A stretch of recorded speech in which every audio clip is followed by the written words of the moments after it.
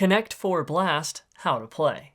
The object of the game is to be the first player to get a 4 in a row horizontally, vertically, or diagonally.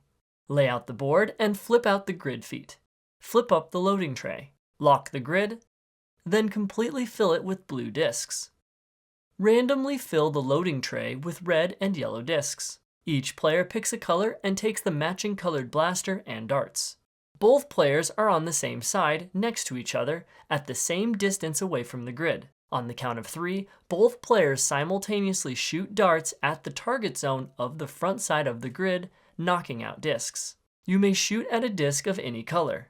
If a blue disc pops out, then leave it alone.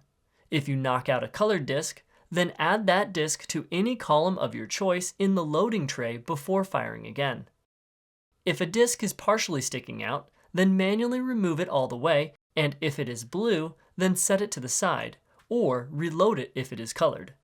The first player to get a 4 in a row wins. If both players get a 4 in a row at the same time, then keep shooting until one player gets a second 4 in a row, or until you break up your opponent's 4 in a row so that way you're the only player with a 4 in a row.